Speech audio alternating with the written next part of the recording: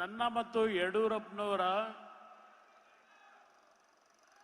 ಮಧ್ಯೆ ಮತ್ತೇನೋ ಒಂದು ಬಿರುಕುಂಟು ಮಾಡಬೇಕು ಅಂತ ಹೇಳಿ ಕಳೆದ ವಿಧಾನಸಭೆ ಚುನಾವಣೆ 2018ರಲ್ಲಿ ನನ್ನ ಮೇಲೆ ಒತ್ತಡ ತಂದು ದೇವೇಗೌಡರನ್ನ ಮನವೊಲಿಸಿ ಮುಖ್ಯಮಂತ್ರಿ ಮಾಡಿದಂತ ಸಂದರ್ಭ. ನಾವು 39 ಸ್ಥಾನ ಗೆದ್ದಿದ್ವು, ಕಾಂಗ್ರೆಸ್ 78-79 ಸ್ಥಾನ ಗೆದ್ದಿದ್ರು. ಯಡಿಯೂರಪ್ಪನವರ ನಾಯಕತ್ವದಲ್ಲಿ 105 ಸ್ಥಾನಗಳನ್ನ ಗೆದ್ದಿದ್ರು. ಹೌದು, ಯಡಿಯೂರಪ್ಪನವರು ಮಾತನಾಡಿದ್ದಾರೆ ವಿಧಾನಸಭೆ ಕಲಾಪದಲ್ಲಿ.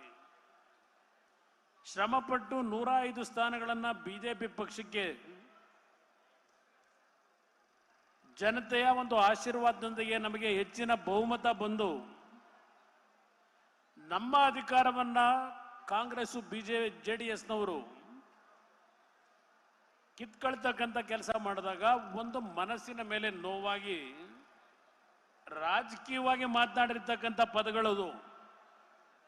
ಅದನ್ನ ನಿನ್ನೆ ಇಲ್ಲಿ ಪ್ರದರ್ಶನ ಮಾಡಿಕೊಂಡು ನನ್ನನ್ನ ಯಡಿಯೂರಪ್ಪನವರು ನಾಗರಾವು ಅಂತ ಹೇಳಿದ್ದಾರೆ ಅಂತ ನಿನ್ನೆ ಮಾತನಾಡಿದ್ದಾರೆ. ಇಲ್ಲಿ ನಾನು ಶಿವಕುಮಾರ್ನಂತ ಈ ರಾಜ್ಯವನ್ನ ಲೂಟಿ ಮಾಡ್ತಕ್ಕಂಥ ಬಡ ಕುಟುಂಬದ ಹೆಣ್ಣು ಮಕ್ಕಳ ಆಸ್ತಿಗಳನ್ನ ಲಪಟಾಯಿಸಿರ್ತಕ್ಕಂಥ DK ಶಿವಕುಮಾರ್ಗೆ ನಾಗರಾಹವೇ ನಾನು.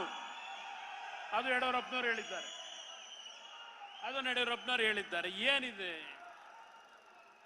ನಾನು ಅವರ ಉತ್ತಮ ಅಂತ ಆಡಳಿತ ಕೊಟ್ಟಿದ್ದೇವೆ, ನಾವು ಅವರು ಸಂಘರ್ಷ ಮಾಡಿದ್ದೇವೆ ರಾಜಕೀಯವಾಗಿ, ಆದರೆ ವೈಯಕ್ತಿಕವಾಗಿ ಎಂದೂ ಹೋಗಿಲ್ಲ. ರಾಜಕೀಯದ ಸಂಘರ್ಷದಲ್ಲಿ ನಿನ್ನೆ ದಿನ ಇಲ್ಲಿ ಹೇಳಿದ್ದಾರೆ ವೇದಿಕೆ ಮೇಲೆ, ಕುಮಾರಸ್ವಾಮಿ ನನ್ನ ಅಧ್ಯಕ್ಷತೆಯಲ್ಲಿ